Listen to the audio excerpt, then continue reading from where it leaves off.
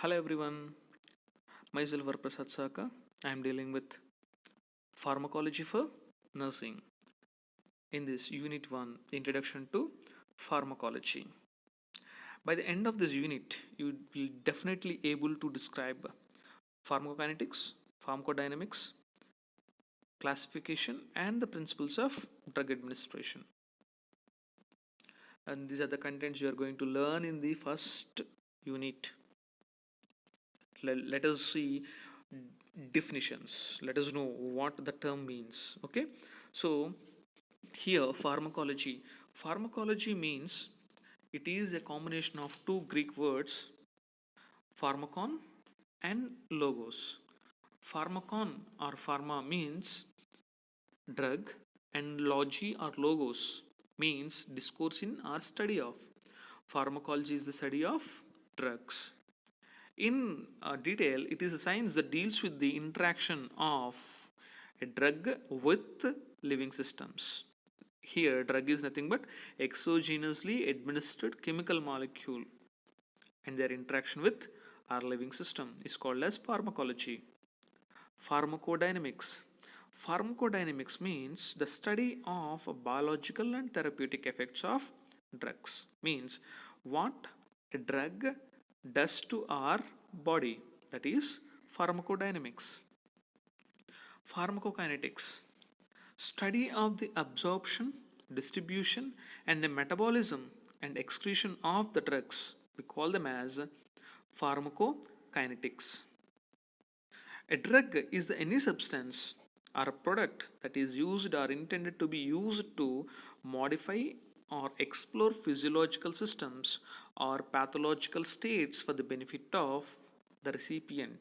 Here, we'll see any substance or product that is used or intended to be used to modify physiological system.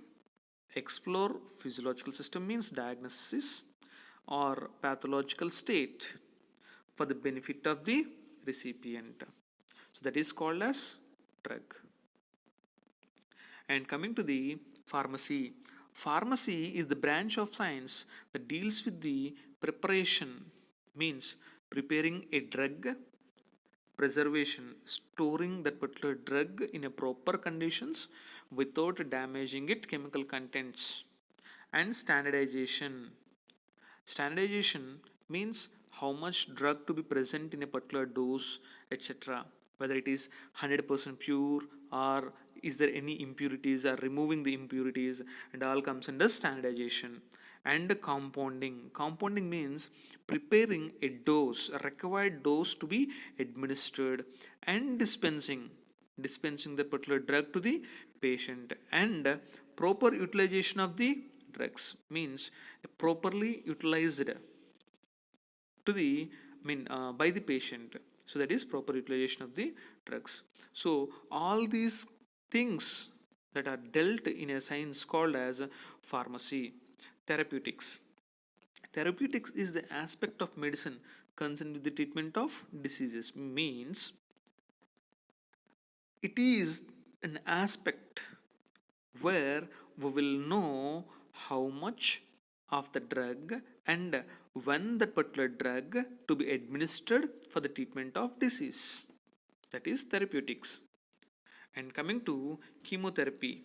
Chemotherapy it deals with the treatment of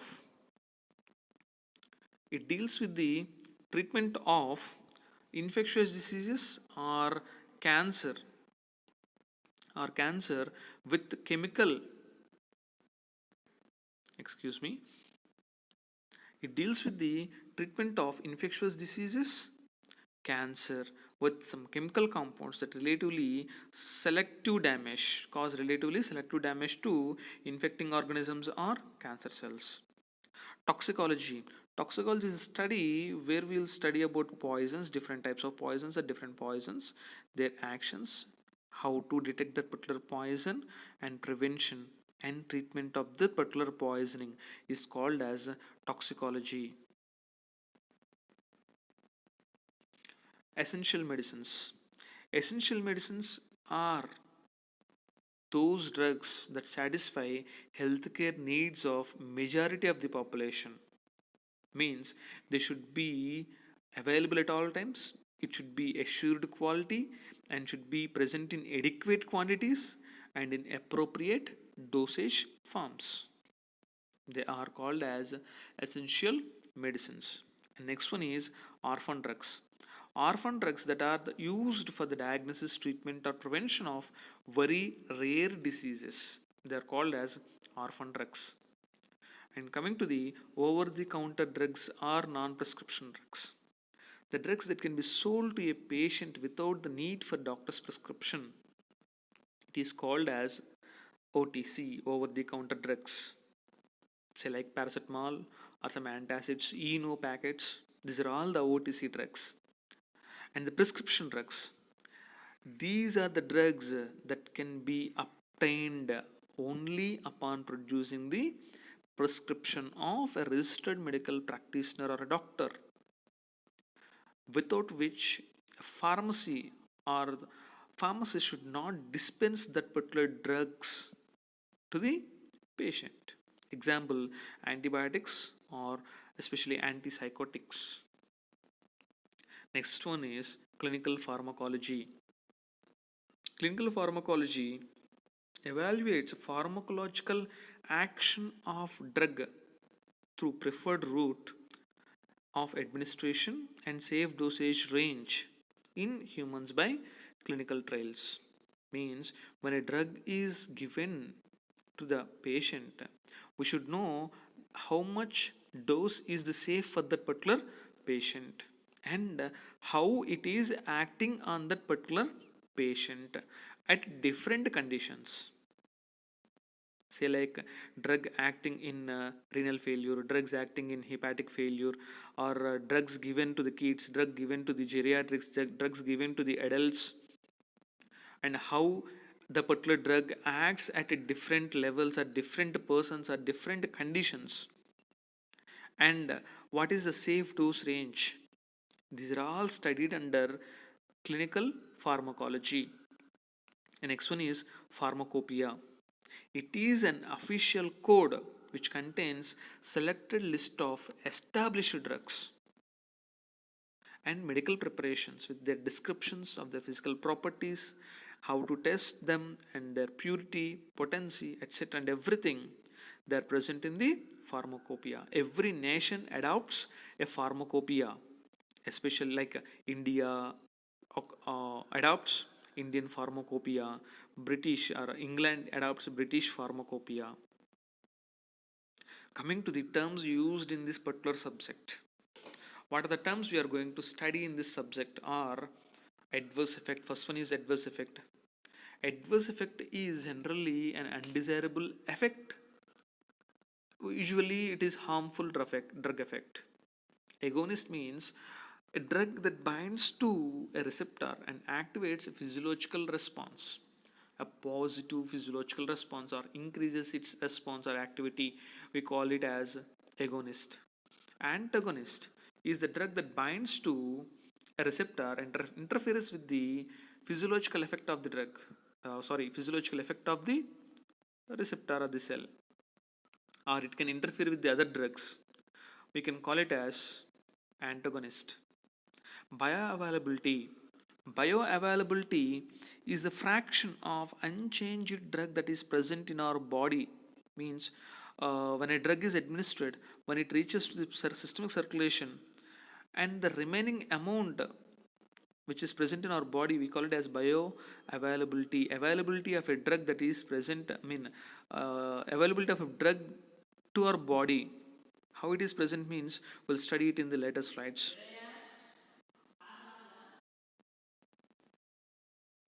Coming to the contraindications.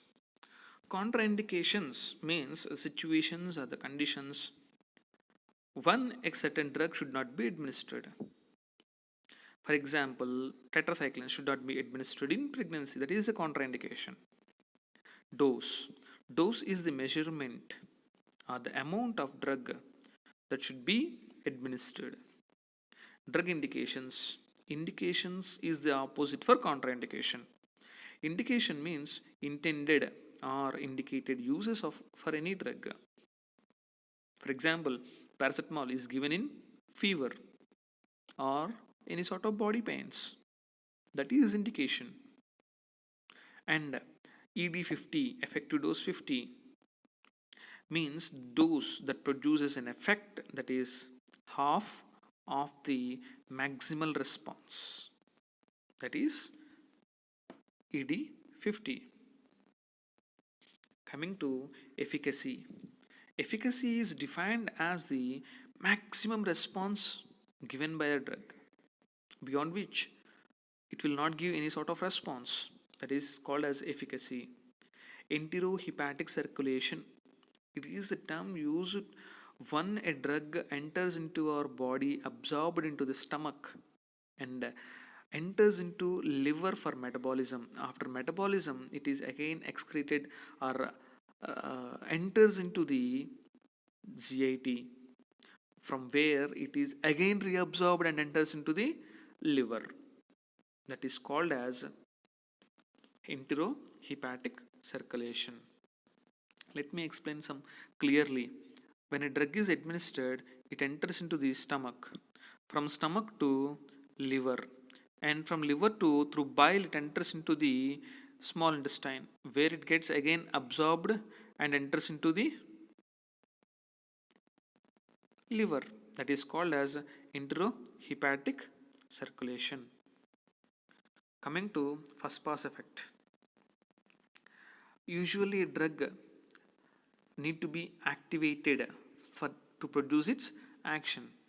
If any drug is taken, active drug is taken or administered to a patient, when it gets absorbed into the stomach, it gets metabolized and to produce an inactive drug, which leads to very less activity of that particular drug, which is called as a hepatic first pass effect.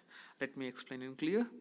When a drug is administered, it enters into the stomach and then later enters into the liver. We'll study metabolism in pharmacokinetics.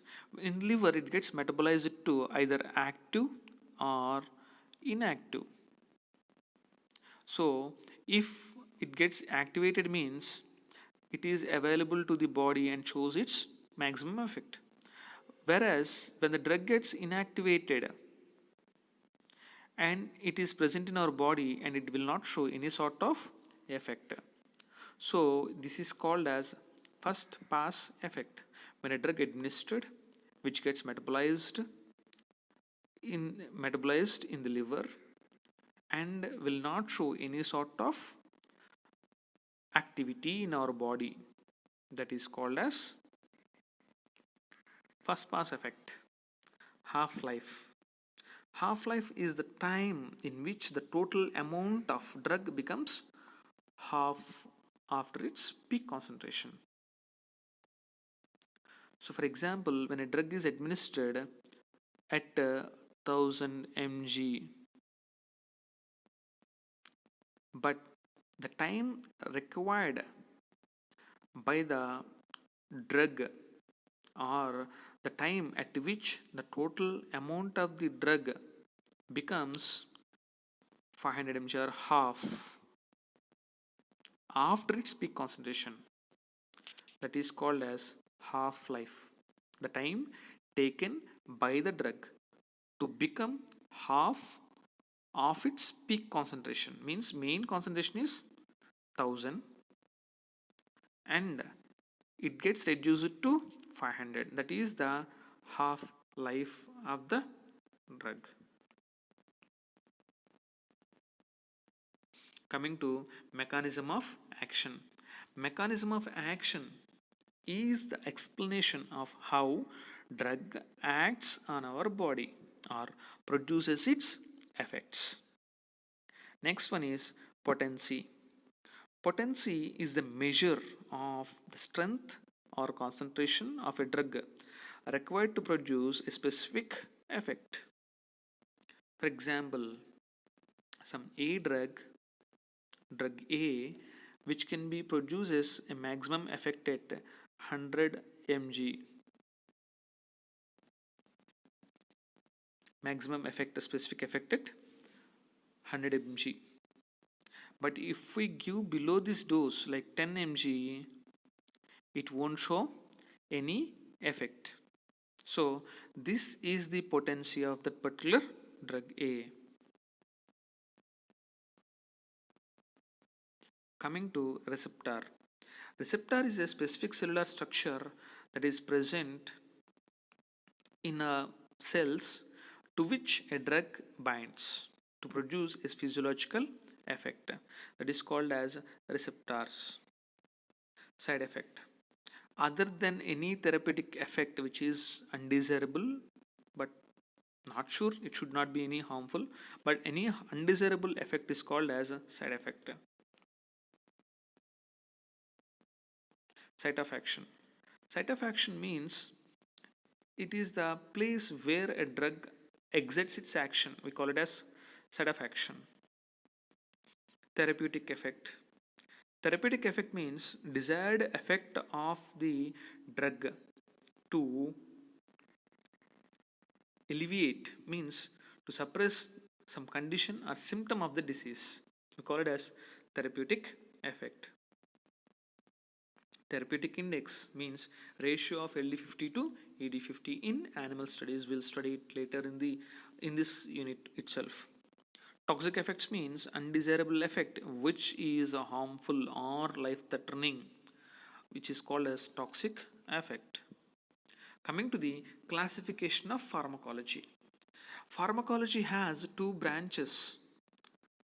They are pharmacodynamics and pharmacokinetics. Pharmacodynamics means where we study about the drugs and its effects on the body, whereas in pharmacokinetics, how our body works on that particular drug, that is pharmacokinetics. And in pharmacology we have three main branches called as experimental pharmacology, clinical pharmacology, and toxicology. In experimental pharmacology we will study the drugs in animals, how it is working, how much dose it should require to produce an effect, etc.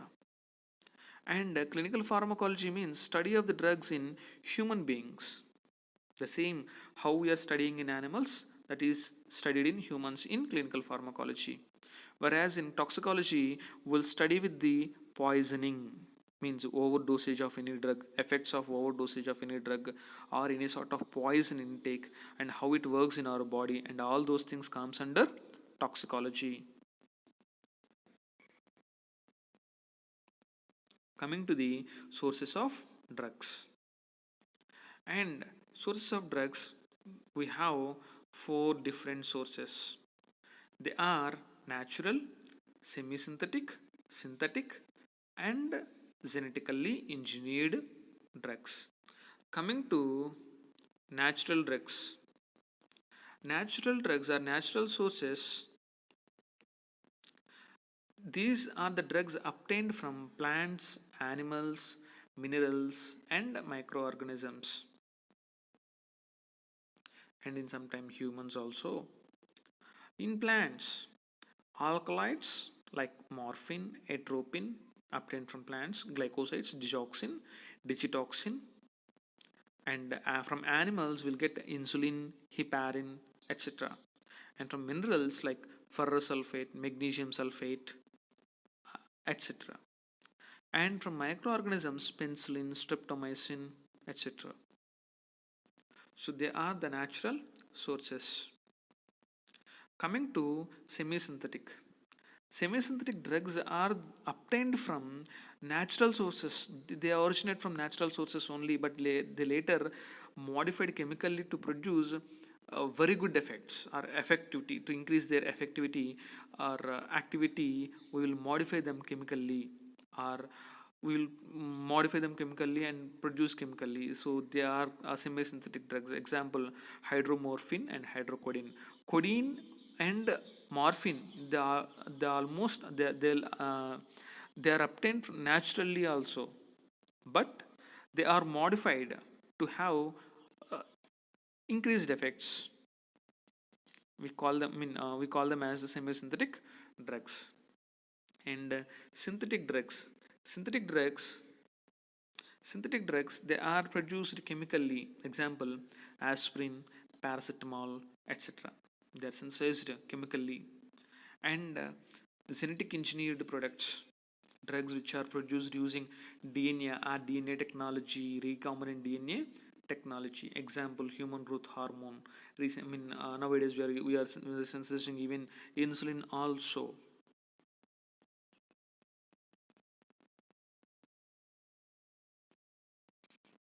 Next, coming to the principles of drug administration. So, what are the principles of drug administration? Means on what basis the drugs to be administered, and we should consider to administer a drug. So, first one is site of desired action of drug. For example, if we have any sort of bacterial infection or parasitic infection on our skin, then our desired action is site of desired action is skin. Then we should use topical administration. Okay, so that we must consider the site of desired action of the drug. And next one, rate and extent of absorption of drug from different routes. For example, the rate and extent of absorption of drug in oral is less when compared to IV. So based on the condition, we must choose the route of administration. So how fast we need the action, then we should choose that particular route. And next one is desired response. Desired response means the response, whether it is emergency or prophylaxis or treatment. For example, if it is emergency, means if the patient is taken to or admitted in casualty, we need to administer the patient is unconscious, or the patient is not able to take any sort of drug, then we should administer through IV. And if it is prophylaxis, means we are preventing that particular patient from getting a disease or any infection, that is called as prophylaxis. So for prophylactic treatment, again we should choose the route, which route is best. And for treatment is already the particular person has a disease and we are trying to control it, that is treatment. So how we are giving the drug, on what condition we are giving the particular drug, so that should be considered. And next one is condition of the patient. If he is unconscious and vomiting, that we cannot give oral route, we cannot administer orally, so we should choose other routes. So we should consider condition of the patient for administering the drug.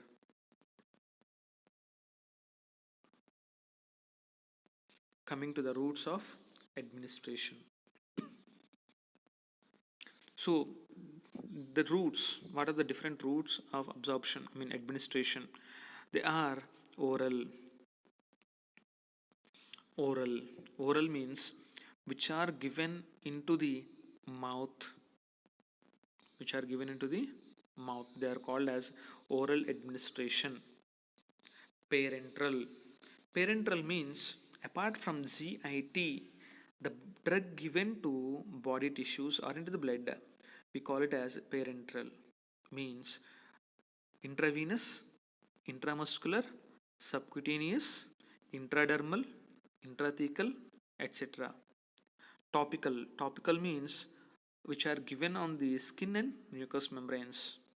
Inhalation means which are directly into the lungs. And rectal and vaginal, which are intended to produce local effects. So let us see how we should consider those routes of administration. So if we are giving orals, then we should consider ability to swallow. A patient is able to swallow them or not. For example, children, pediatric patients, they cannot swallow the drugs, so we use other types of formulations. And is there any ability to follow the directions by the patient? Then we should go for oral route. Then IV into the blood. Into the blood means large volume of the drugs are administered through IV, more than 1 ml or 2 ml. Okay, so here it causes some sort of irritating one. It causes some pain. Okay, so that is parenteral. In parenteral, again intravenous, and again intradermal means just below the skin, just below the skin, which is usually used in allergic testing or tuberculosis testing, or sometimes some drug testing we use. So that is intradermal testing. And next one is intramuscular. Here we can see the sites of administration. Here we can see the site of administration, sites where we can administer the drugs. So that is the into marks are the sites where we can give intramuscular administration.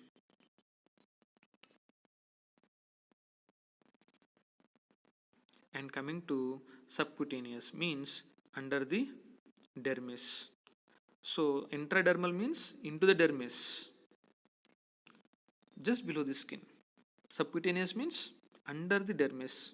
So this is the subcutaneous route. Very small amounts of drugs are given. Example, insulin, which is non-irritating, it doesn't cause any sort of pain even. So that is subcutaneous. So to prevent leaking, we should use Z-track or Z-track. Z-track means, so here you can see the into marks which are present in Z shape. So that is the track we should use to prevent leaking and staining of the subcutaneous tissue. And next one is topicals. Rectal, sublingual, nasal, eyes, ears, and on skin. These are all comes under topical administration. And coming to nurse responsibilities. Here you can see nurse responsibilities. Administer only what you prepare. Be familiar with the medicines, documentation of medications, evaluation, aseptic techniques, no medications stored at bedside. These are all the things. Now we are going to see those nursing implications. So nursing implications. Only administer those medications that you have prepared, and we should not administer others prepared by others or other registered nurses, because maybe there may be any sort of chemical changes or their perception is different. So we have to calculate on our own to administer the drug. And second one is read medication label carefully, whether it is intended for IV administration or IM administration or subcutaneous, any sort of administration, but we should see whether it is intended to which route, that we should read very carefully. And even for dose, the amount, the content that is present in the particular formulation, that also we should know. So we have to read the label very carefully. And we should know the medications. Why is this patient receiving this medication? That we should know, because if there is any complication occurs or any situation arises, we should be able to recognize where the root cause for the event occurred. So we should know why the particular patient is receiving that medication. And we should know, we should observe the desired medication action is occurring or not. The patient says, I got headache, and if you give a particular drug, any sort of anti-analgesic or painkiller, and we should observe whether the patient is responding to that particular drug, whether his headache is decreased or not. If he is not responding, then we should consider for other drug, or we should go for a healthcare provider or any registered practitioner for further evaluation. So we should have clear observation on the medication and its action, and we should not leave medications at the bedside, and we should see the medication compatibility if we are administering IV. For example, cephalosporins or penicillins. Some people are very allergic to these medications when given intravenously. So before that, we should check their compatibility. And next one is medications. Medications prepared for any one route may differ in concentration for another route. So we should be careful in administering the drug, and we should always check patient's armband before administering any type of medication. While administering drug, we should check the armband, and the details in the armband must match with the medication box of that particular patient. And when we did the calculation, medication calculation, it should be checked by another nurse, another registered nurse, to have